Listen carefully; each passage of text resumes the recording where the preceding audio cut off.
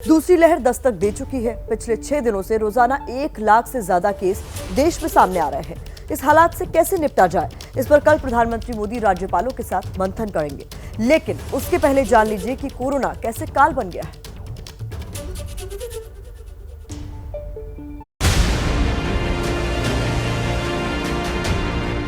1, 2, 3, 4, 5 और ऐसे ही कई और लाशें बाहर से लेकर कमरे के अंदर तक, कुछ स्ट्रेचर पर लेटी हुई हैं, तो कुछ जमीन पर लावारिस पड़ी। दावा किया जा रहा है कि वायरल वीडियो रामपुर के अंबेडकर अस्पताल का है, जहां लाशों का ये अंबार इसलिए लगा हुआ है क्योंकि इनके अपने ही इनकी पहचान के लिए नहीं पहुंचे।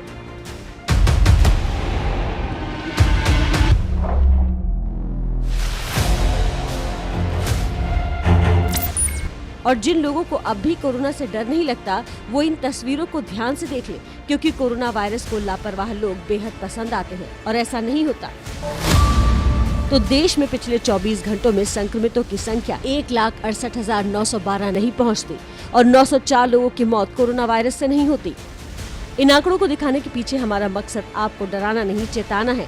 अगर चूक हुई तो समझिए कि संक्रमण हुआ और आपकी गलती आपके परिवार पर भी भारी पड़ जाएगी, जैसे कि 10 राज्यों के लोगों पर पड़ी है। पिछले 24 घंटे की रिपोर्ट के मुताबिक कोरोना रोज जो नए रिकॉर्ड बना रहा है, उनमें 83% भागीदारी 10 राज्यों की है। इसमें 51,751 केस और 258 मौतों के साथ महाराष्ट्र सबसे ज्यादा प्रभावित है।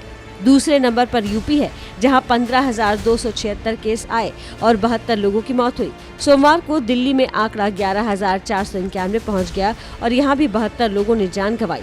पिछले 10 दिनों में दिल्ली में 286% संक्रमण बढ़ा है। छत्तीसगढ़ में 13,576 लोग संक्रमित हुए और 107 लोगों की मौत हुई।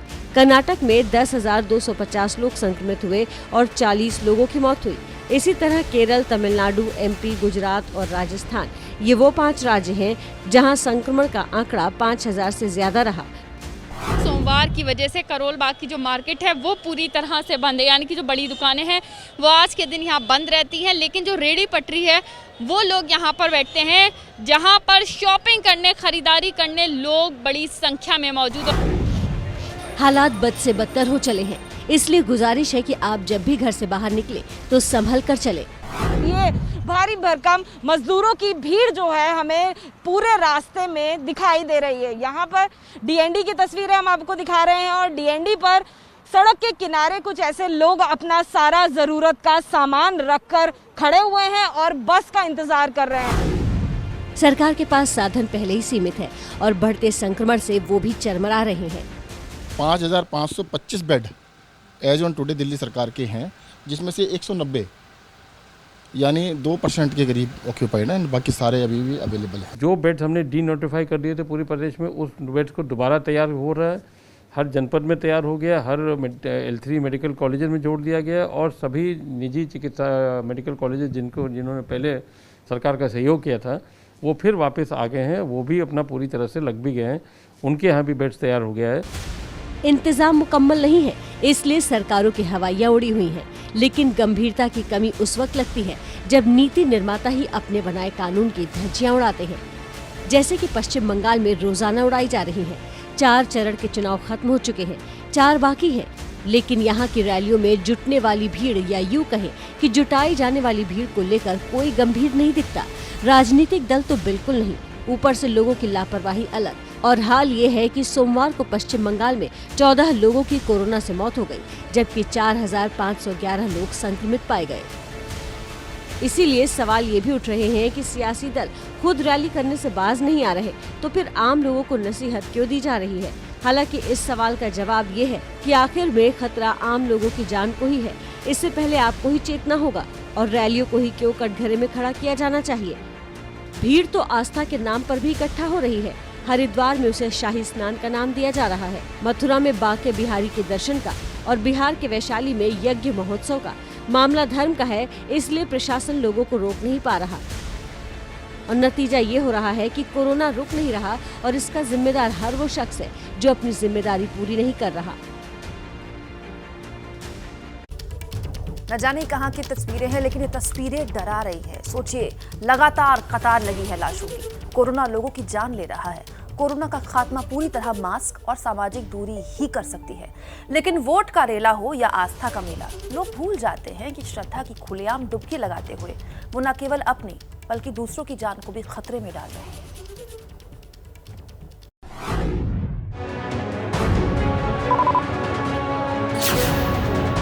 ये आस्था का कुंभ है। सोमवती अमावस्या के लिए साधुओं का हुजूम हर की पैड़ी पर उमड़ा। महानिर्वाणी अखाड़ा और अटल अखाड़ा के साधु अपनी छावनियों से निकले।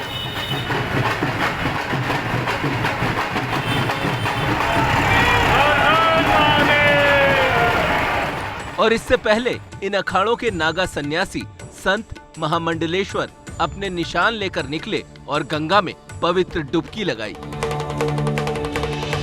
साधुओं पर पुष्प वर्षा हुई। सोमवती अमावस्या पर साधु संत धन्य हो गए। उनके साथ ही लाखों लोगों ने डुबकी ली।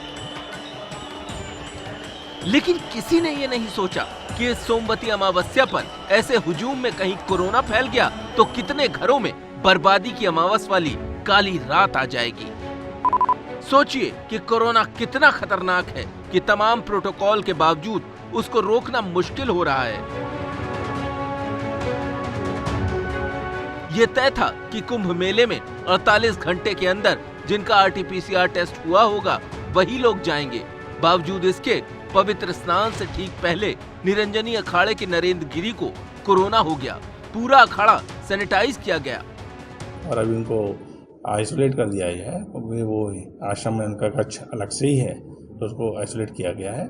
और उनके साथ जो साधु संतजन जो बहुत नज़दीक रहते थे उन सबको कॉन्टैक्ट ट्रेसिंग सीएमओ के द्वारा कराई जा रही है। पूरी नज़र है और अभी पूरे इसको निरंजनी अखाड़ा परिसर को सैनिटाइज किया जाए। कहीं भक्ति का मेला है तो कहीं वोट का खेला है। अब मेला रेला खेला में कोरोना से जंग महज जुबानी बनकर न रह जाए।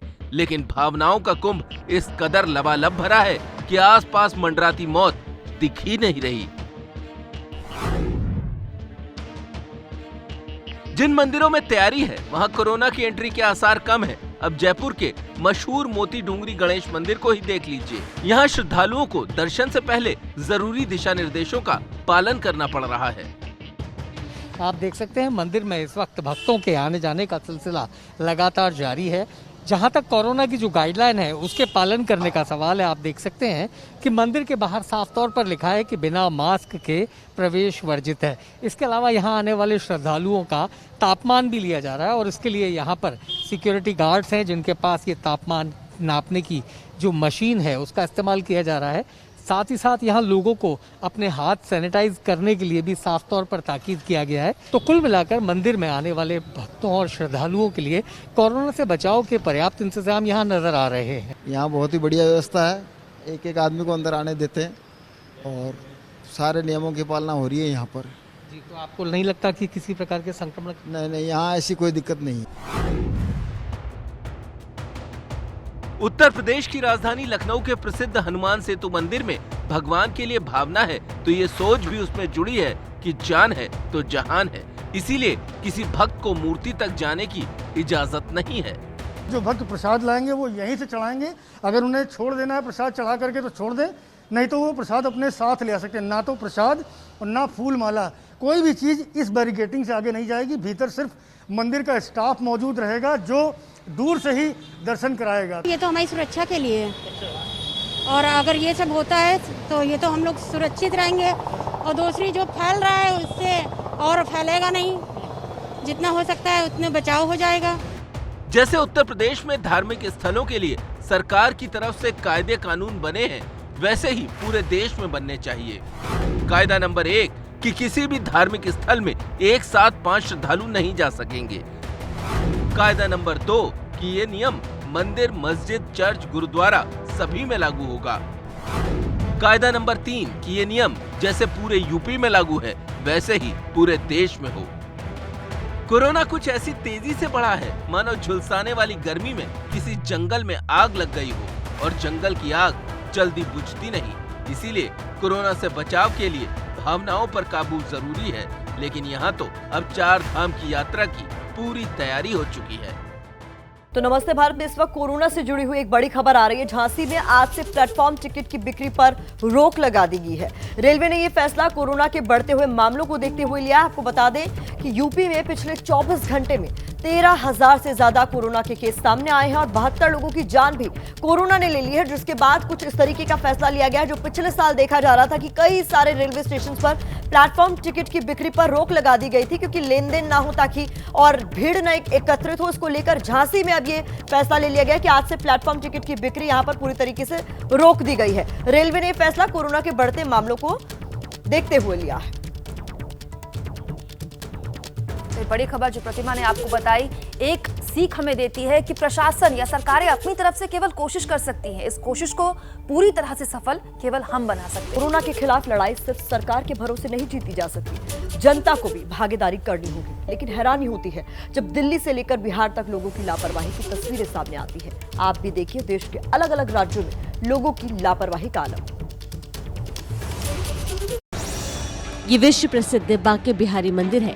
जिन लोगों के चेहरे पर मास्क है वो भी आधा नीचे। कई लोगों ने तो अपने दुपट्टे तो किसी ने गमछे को मास्क बना रखा है। यूपी सरकार की गाइडलाइन है, धार्मिक स्थल पर 5 से ज्यादा लोगों को प्रवेश नहीं मिलेगा, लेकिन यहाँ उसकी खुलेआम धज्जियां उड़ रही हैं। ये तब है जब 24 घंटे में मथुरा में कोरोना के 129 नए केस निकले हैं। कोरोना को दावत देती दूसरी तस्वीरें दिल्ली के करोल बाग मार्केट की है। ये हाल तब है जब दिल्ली में पिछले 24 घंटे में ही 11,491 नए केस सामने आए हैं और 72 मरीजों की मौत हुई है। अब बिहार चलिए, तस्वीरें वैशाली के घोश्वर की हैं, जहां विष्णु महायज्ञ के लिए कोरोना के नियमों को ताक पर रखकर मेले का आयोजन किया गया है। अभी और भीड़ जुटाने के दावे किए जा रहे हैं। श्री 1008 श्री विष्णु महायज्ञ की तैयारी। 8-10 गाँव है, उस 8-10 गांव के ग्रामीण लोग आएंगे, श्रद्धालु लोग आएंगे जो पूजा पाठ करेंगे। सोशल डिस्टेंसिंग का पालन करेंगे। कोविड-19 का जो भी नियम होगा उसको देखते हुए, पालन करते हुए इस कार्यक्रम को करेंगे। हैरानी है कि शासन और प्रशासन दोनों ने इस पर आंख कान बंद कर रखे हैं। देखिए वही मैं बोलूँगी, पहले से अनुमति लिया गया होगा तो ये लोग जो है आज से ही लागू हो। एसडीओ द्वारा सभी को जिनको भी परमिशन के लिए दिया जा रहा है उनको नोटिस भी दिया जा रहा है कि आप जो है इस पत्र के संयुक्त आदेश के आलोक में अब आयोजन नहीं कर सकते, क्योंकि नियम जो है वो तो दिन प्रतिदिन बदल रहे हैं। कोरोना से सावधान नहीं रहेंगे तो यही तस्वीरें आने वाले दिनों में देश की बदहाली का सबब बनेंगी। अब पिछले 24 घंटे में करीब 6,500 कोरोना केस वाले मध्य प्रदेश के रतलाम की सब्जी मंडी की तस्वीरें देखिए। न तो मास्क दिखा और न ही सोशल डिस्टेंसिंग।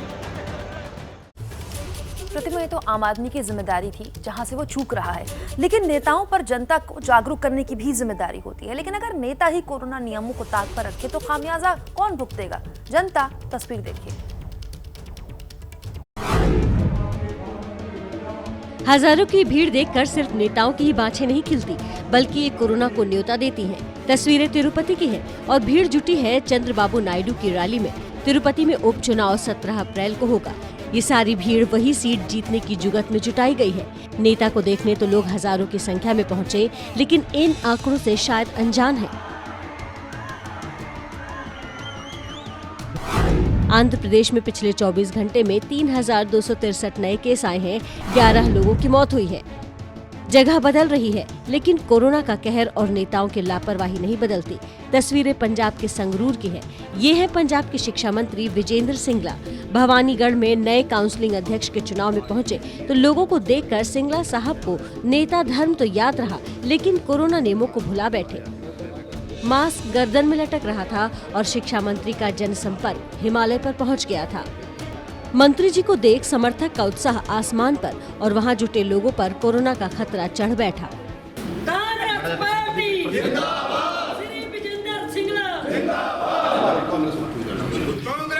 नारे लगाते लोगों को मंत्री जी ये बताना नहीं भूले कि उनकी नहीं पार्टी की जय बोलो, ताकि आला कमान नाराज ना हो। लेकिन ये भूल गए कि लोगों से सोशल डिस्टेंसिंग और मास्क लगाने को कह दे ताकि जिंदगी न रूठे। जब उनसे पूछा गया कि कोरोना नियमों का पालन क्यों नहीं कर रहे तो मुंह बनाकर रटा रटाया जवाब देकर चलते बने। ਤੇ we are all trying to ਜਿਹੜੀਆਂ ਸਾਡੀਆਂ ਕੋਵਿਡ ਗਾਈਡਲਾਈਨਸ ਆ ਉਹਨਾਂ ਨੂੰ ਅਸੀਂ ਪੂਰਾ ਹੁਣ ਮੈਂ ਮਾਸਕ ਉਤਾਰਿਆ ਜਾਂ ਤੁਸੀਂ ਰਿਕਾਰਡਿੰਗ ਕਰਨ ਲੱਗੇ ਹੋ। कुमकुम, नियम सबके लिए एक जैसे होने चाहिए, जनता के लिए भी, नेता के लिए भी। कोरोना को लेकर जो लोग लापरवाही बरत रहे हैं उन्हें हमारी अगली रिपोर्ट जरूर देखनी चाहिए। ये कोरोना से लापरवाही का अंतिम सत्य है जो बेहद डरावना है।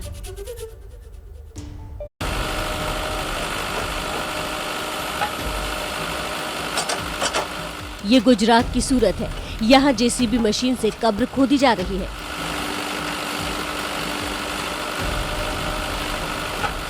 क्योंकि कब्रिस्तान में इतने शव आ रहे हैं कि हाथों से कब्र खोदना अब संभव नहीं रह गया है। इसीलिए कब्र खोदने की मशीन ला दी गई है और एडवांस में ही 30 कब्रें खोदकर तैयार रखी गई हैं। हालात गुजरात में ही नहीं बल्कि उत्तर प्रदेश में भी खराब होने शुरू हो चुके हैं। लखनऊ के भैंसाकुंड घाट पर शवों की लाइन लगी है। जो शव आपको पीपीई किट में दिख रहे हैं वो सभी कोरोना के मरीजों के हैं।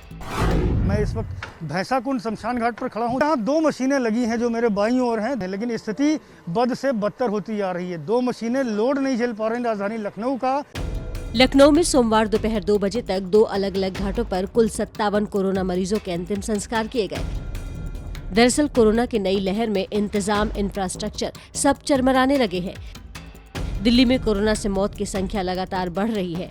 हालत यह है कि छोटे प्राइवेट अस्पतालों में शवों को रखने की जगह नहीं है। ऐसे में शहीद भगत सिंह सेवा दल नाम की एक संस्था देवदूत बनकर आई है। शहीद भगत सिंह सेवा दल की तरफ से मोबाइल मॉर्चरी का भी इंतजाम किया गया। एम्बुलेंस के अंदर ये रेफ्रिजरेटर है जो विशेष तौर पे डेड बॉडीज के लिए होता है। जो बॉडी होती है वो अगर वेटिंग में हो या फिर किसी अस्पताल में जब मॉर्चरी ना हो तो ऐसे में कोविड बॉडी को यहाँ रखा जा सके। ये सेवा दल न सिर्फ शवों को रात भर सुरक्षित रखता है बल्कि सुबह डेड बॉडी का अंतिम संस्कार करवाता है। कोरोना की दूसरी लहर में हालात दिन पर दिन खराब होते जा रहे हैं। ऐसे में अगर लोग अब भी नहीं जागे तो बहुत देर हो जाएगी। प्रतिमा, दिल्ली से लेकर यूपी की ये तस्वीरें वाकई खौफजदा करने वाली हैं। कोरोना के एपिसेंटर महाराष्ट्र में केसेस कुछ कम हुए हैं, लेकिन अब भी हालात आउट ऑफ कंट्रोल ही कहा जाएगा। महाराष्ट्र में पिछले 24 घंटों में 51,751 नए मामले और 258 लोगों की मौत हो गई। महाराष्ट्र में एक्टिव केस 5,64,746 है, जबकि अब तक इस बीमारी से 58,245 लोगों की मौत भी हो गई। इन आंकड़ों ने न सिर्फ महाराष्ट्र बल्कि पूरे देश को डरा दिया है। महाराष्ट्र सरकार के पास भी संक्रमण की चेन तोड़ने का एक ही विकल्प बचा है और वो है लॉकडाउन।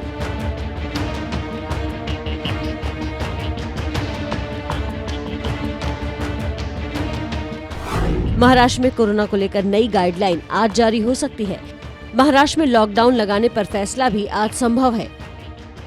सभी दलों के साथ चर्चा हो चुकी है। टास्क फोर्स ने भी अपनी बातें रख दी है कि लॉकडाउन के सिवा कोई रास्ता दिखता नहीं है। इसलिए राज्य सरकार एकदम फुल प्रूफ जो है वो प्लान बना रही है, लोगों को समय देके, ताकि कोई लोग अगर यहाँ पे आए हुए हैं या कोई लोग कहीं जाना चाहते हैं तो अपना वो सही तरीके से प्लान कर सके।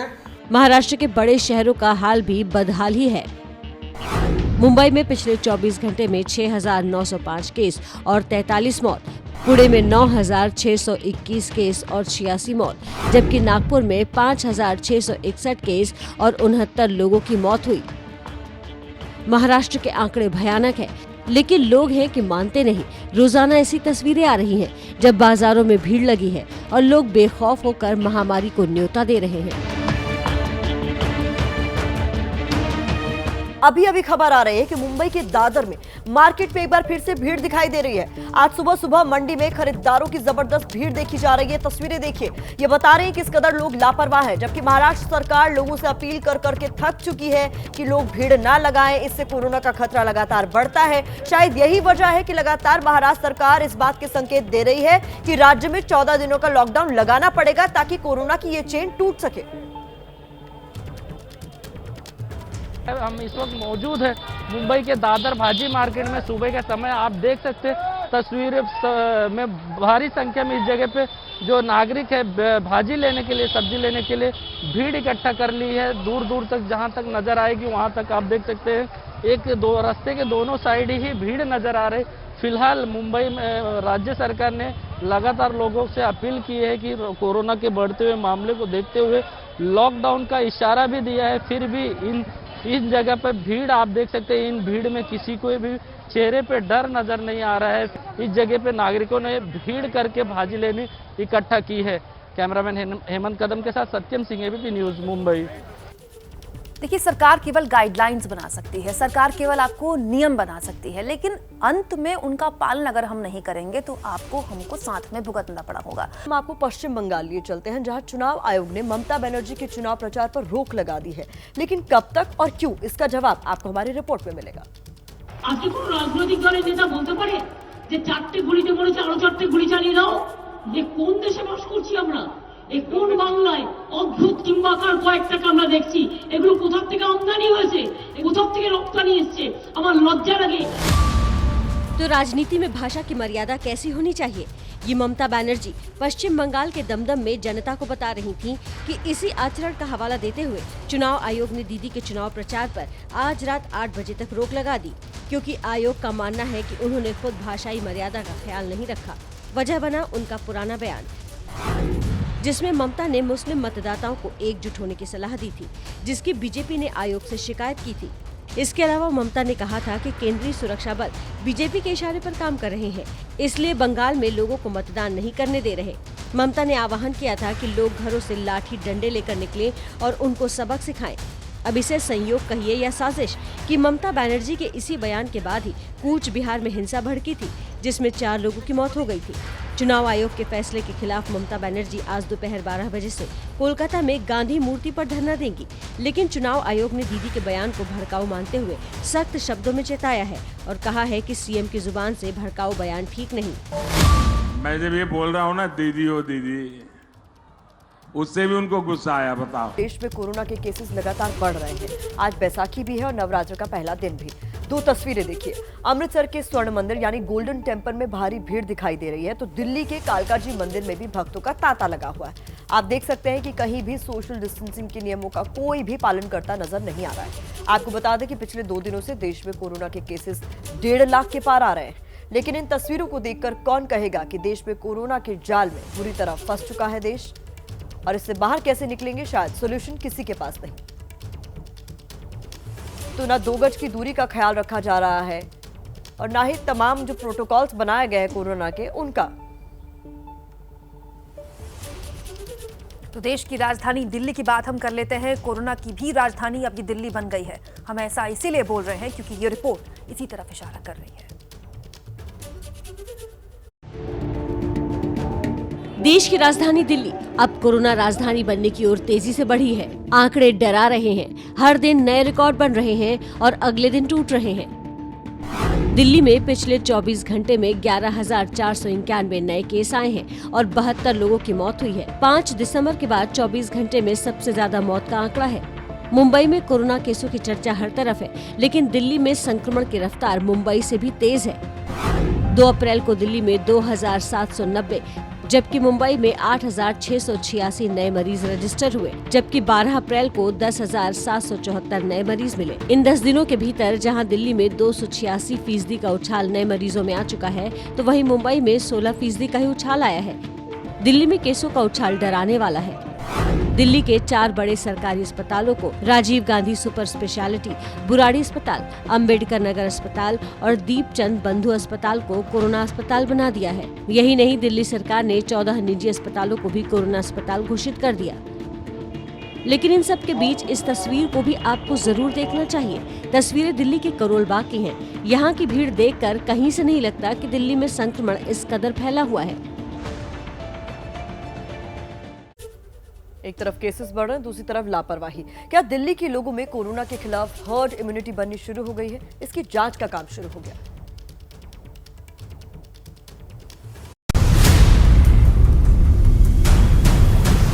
दिल्ली में सोमवार से 6ठे सीरोलॉजिकल सर्वे का काम शुरू हो गया है।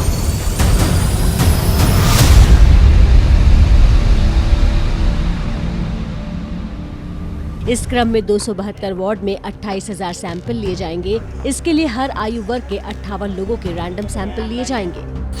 सैंपल लिए जा रहे हैं, वो सैंपल लेने के बाद हम देखेंगे, फिर उसके बाद रिजल्ट के हिसाब से हम उसके सर्वे को देखेंगे कि लाइक कितनी एंटीबॉडी डेवलप हुई है। रैंडमली बुलाते हैं हम, जैसे कि अगर कोई हुआ है तो उसके 3 घरों को 4 घरों को छोड़ करके एक ऐसे रैंडमली लेते हैं और फिर उसके हिसाब से करते हैं सैंपल। इससे पहले जनवरी में 5वां सीरो सर्वे किया गया था। इसमें 56% लोगों में एंटीबॉडी पाई गई थी, यानी इन लोगों में कोरोना होकर चला भी गया और इन्हें पता नहीं चला। पिछले जो सीरोलॉजिकल सर्वेज की रिपोर्ट थी तो उसमें कहीं ना कहीं ये निकल कर आ रहा था अभी एक तरह से हर्ड इम्यूनिटी की ओर दिल्ली आगे बढ़ रही है। अब इस सीरोलॉजिकल सर्वे की रिपोर्ट इसलिए भी अहम हो जाती हैं कि इनसे पता चलेगा जो संक्रमण ज़्यादा बढ़ा है तो ये देखने को मिलेगा कि क्या दिल्ली की आबादी में और भी ज़्यादा कोरोना का संक्रमण जो है वो फैल चुका है और लोग उससे ठीक हो चुके हैं। कई लोग ऐसे भी होते हैं जो ठीक हो जाते हैं, उनको पता भी नहीं चलता कि वो कोरोना से संक्रमित हो चुके हैं। तो ये तमाम स्टडीज़ जो हैं सर्वे में निकल कर आती हैं और अब देखना होगा कि ये 6ठा सर्वे जब पूरा होता है और इसकी रिपोर्ट जारी की जाती है तो क्या दिल्ली की जो आबादी है वो वाकई हर्ड इम्यूनिटी अचीव कर चुकी है, ये भी स्टडी से निकल कर आ सकता है। महत्वपूर्ण बात यह कि पिछले 1 साल में प्रतिमा सरकारों के पास सीरो सर्वे के आंकड़े हैं। बड़ी बात यह है कि राज्य सरकारों ने उन आंकड़ों का किया क्या। इन सब के बीच बात महाराष्ट्र की भी होनी चाहिए। कोरोना के एपिसेंटर महाराष्ट्र में केस कुछ कम तो हुए हैं, लेकिन हालात अब भी आउट ऑफ कंट्रोल ही कहे जाएंगे। महाराष्ट्र में पिछले 24 घंटों में 51,751 नए मामले और 258 लोगों की मौत हो गई। महाराष्ट्र में एक्टिव केस 5,64,746 है, जबकि अब तक इस बीमारी से 58,245 लोगों की मौत भी हो गई। इन आंकड़ों ने न सिर्फ महाराष्ट्र बल्कि पूरे देश को डरा दिया है। महाराष्ट्र सरकार के पास भी संक्रमण की चेन तोड़ने का एक ही विकल्प बचा है और वो है लॉकडाउन।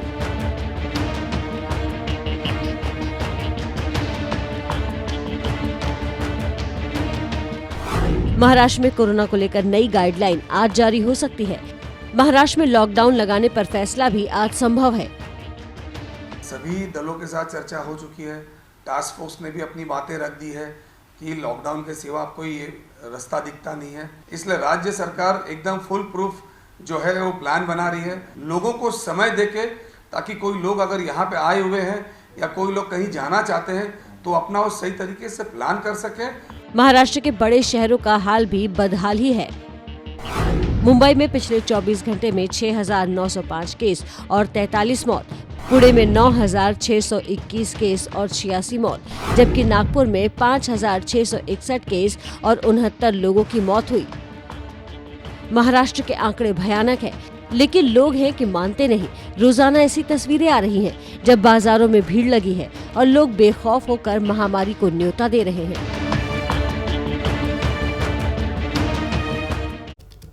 तो कोरोना वायरस तेजी से बढ़ रहा है। कोरोना वायरस के विकराल रूप के बीच एक राहत की खबर भी आई है। भारत में अब एक और वैक्सीन को मंजूरी मिल गई है, लेकिन इसके आप तक पहुंचने में कुछ वक्त लगेगा। वैक्सीन मामले की सब्जेक्ट एक्सपर्ट कमेटी SEC ने रूस के स्पुतनिक 5 को मंजूरी दे दी है, लेकिन अगर आप ये सोच रहे हैं कि वैक्सीन जल्द आम लोगों तक पहुंच जाएगी तो इसमें थोड़ी देर लगेगी। Drug controller general of India इस पर तय करेगा कि मंजूरी देनी है या नहीं। स्पुतनिक 5 वैक्सीन जून तक मिल सकती है। इससे पहले भारत में कोवैक्सीन और कोविशील्ड को इमरजेंसी यूज की मंजूरी मिल चुकी है, जो कि इस वक्त देश में लगाई जा रही है। स्पुतनिक वैक्सीन ने भारत में डॉक्टर रेड्डी के साथ मिलकर क्लिनिकल ट्रायल किया है। कोशिश हम करते हैं प्रतिमा की न सिर्फ संक्रमण बल्कि वैक्सीन अपडेट भी सुबह सुबह आपके सामने रख दे, लेकिन गुजरात की तस्वीर आपको देखनी चाहिए। गुजरात में कोरोना की दूसरी लहर में संक्रमण तेजी से बढ़ रहा है। पिछले 24 घंटे में 6,000 से ज्यादा केसेस रिकॉर्ड हुए हैं। ऐसे में रेमडेसिविर इंजेक्शन की डिमांड बढ़ गई है, लेकिन जो तस्वीर सामने आई है वो खौफ पैदा करती है। ये सूरत के लोग हैं। ये रेमडेसिविर इंजेक्शन है और यहाँ इंजेक्शन बढ़ रहा है। ये लंबी कतार किसी कोरोना वैक्सीन सेंटर की नहीं, कतार किसी मेडिकल स्टोर पर भी नहीं लगी है, बल्कि ये सूरत का बीजेपी दफ्तर है। यहाँ कोरोना के खिलाफ जंग कही जा रही रेमडेसिविर की बिक्री हो रही है। हैरानी तब होती है जब इस इंजेक्शन की कमी पूरे देश में है, लेकिन सूरत बीजेपी दफ्तर में इसे फ्री में बांटा जा रहा है। अब इस मुद्दे पर सूरत का पॉलिटिकल पारा हाई हो गया है। देश भर में जहाँ पे कोरोना के दर्दी कम है और जहाँ पे स्टॉक अवेलेबल थे, कहीं पे 100 मिले, कहीं पे 50 मिले। गुजरात की कई कंपनीज ऐसी है जिसके स्टॉक बाहर थे, कहीं से 200 मिले। जो भाव में मिले वो भाव में खरीद के सूरत के लोगों को देने के लिए एक प्रयास चालू किया। लोगों के दुख को बांटने का तात्पर्य था, तो उन्होंने अपने पेज प्रमुख के मार्फत ये प्राइवेट हॉस्पिटलों में सीधा भिजाना था दर्जियों के पास। आज हजारों लोगों की लाइन तुमने वहाँ लगवा दी। पिछले 3 दिन से आप देखोगे हजारों लोग लाइन लगा रहे हैं।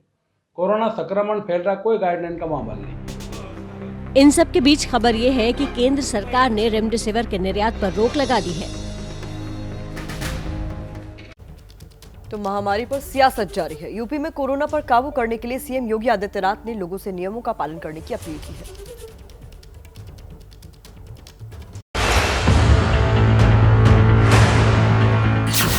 बंगाल चुनाव में प्रचार कर यूपी वापस लौटे योगी आदित्यनाथ कोरोना पर लगाम कसने के लिए एक्शन मोड में आ गए हैं। वासंतिक नवरात्रि में देवी मंदिरों में भीड़ होती है, जागरण के कार्यक्रम होते हैं, रामनवमी का आयोजन होता है और भी कार्यक्रम होते हैं। रमजान का कार्यक्रम भी है। ये सभी जो आयोजन होंगे, हर हाल में भीड़ से बचना, कोविड-19 के प्रोटोकॉल का पालन करना। सारे बोलो, क्या बोलोगे? आज से नवरात्र शुरू हो रहे हैं और कल से रमजान। त्योहारों में भीड़ पर लगाम के लिए सीएम योगी आज शाम 5 बजे कोरोना को लेकर प्रदेश के धर्म गुरुओं के साथ चर्चा करेंगे और इस लड़ाई में उनका सहयोग मांगेंगे। इससे पहले सोमवार को सीएम योगी ने कैबिनेट मंत्रियों, वरिष्ठ अधिकारियों, मेयरों और नगर पालिका अध्यक्षों से भी बात की। उधर यूपी में कोरोना का कहर लगातार बरप रहा है। यूपी में पिछले 24 घंटे में 13,685 नए केस आए हैं, जबकि इसी अवधि में 72 मरीजों की जान चली गई है। पिछले 24 घंटे में 1,93,379 लोगों की जांच की गई, जिसमें 89,000 जांच RT-PCR के जरिए की गई है। इस बीच खबर है कि मुख्यमंत्री योगी के OSD अभिषेक कौशिक भी कोरोना पॉजिटिव हो गए हैं। अब देखिए, सवाल उठ रहे हैं कि क्या देश में जिन राज्यों में चुनाव है वहां कोरोना नहीं है? अभी तक ये सवाल सोशल मीडिया पर ही था, लेकिन अब इसको लेकर जनता सड़क पर उतर गई है। मध्य प्रदेश में सीएम शिवराज को ऐसे ही सवालों का सामना करना पड़ा।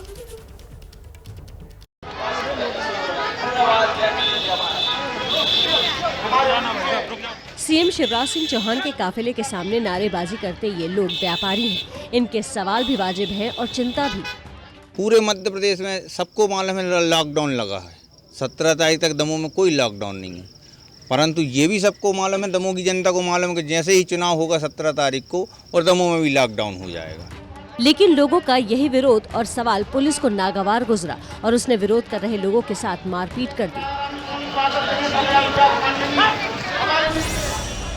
वाकया सोमवार की रात का है, जब एक उपचुनाव में वोट मांगने एक सभा में शिवराज सिंह, उमा मिस्त्री, तलैया पहुंचे थे।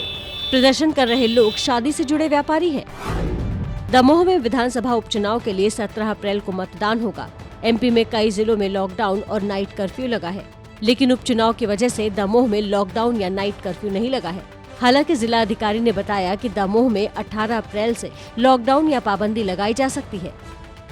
इसी बात पर व्यापारी नाराज है, क्योंकि 22 अप्रैल से शादियों का मुहूर्त शुरू हो रहा है। ऐसे में पाबंदी से उनके व्यापार पर असर पड़ेगा।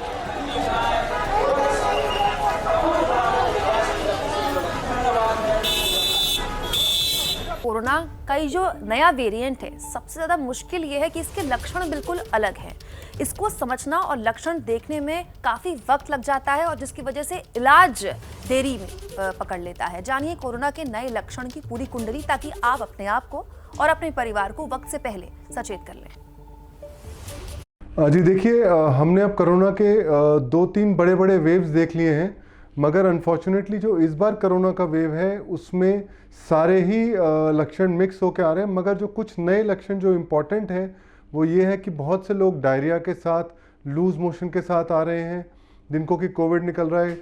जो पहले क्लासिकल सिम्टम थे, जैसे सांस फूलना, खांसी होना और ज़ुकाम होना, सर दर्द, ये सिम्टम्स बहुत कुछ लोगों में दिख रहे हैं, कुछ में नहीं दिख रहे। कुछ के अंदर सिर्फ शरीर का दर्द, बहुत सीवियर शरीर का दर्द और लूज मोशन, वॉमिटिंग्स, ये भी हैं।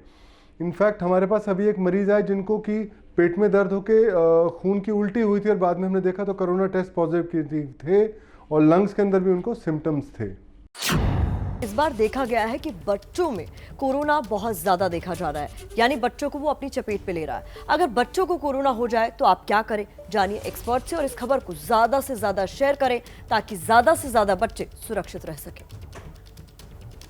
अगर किसी बच्चे को कोविड हो रहा है तो उसको आइसोलेट होना है। सबसे पहले बच्चे लोग प्रिकॉशंस यूजुअली फॉलो नहीं करते हैं, उनको समझाना पड़ता है, काउंसलिंग की ज़रूरत होती है। उनको जो भी सिम्टम्स आते हैं उसके लिए दवाइयाँ होती हैं जिसे हम सिम्टोमेटिक ट्रीटमेंट कहते हैं, और साथ ही साथ उन्हें अपने पीडियाट्रिशियन से टेली कंसल्ट करके आगे दवाइयाँ लेनी चाहिए।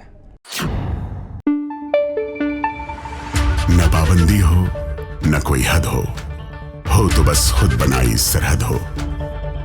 ये मुहिम है परतों में छिपे हर सच की तलाश की, सियासत पर रखी पैनी नजर और आंख की, खबरों की दुनिया में एक जिम्मेदार आवाज की, जुर्म और जुल्म के खिलाफ हर बेबस के लिए इंसाफ की। जब कोई हद नहीं इंसानियत के लिए जज्बात की, जब कोई हद नहीं खुशियों और ख्वाब की, तब कोई हद क्यों हो नए नजरिए और बदलाव की। तोड़ के हदों के ताले नए सपनों को पाले, बांधे सबको एक धागे, आपको रखे आगे। ABP news.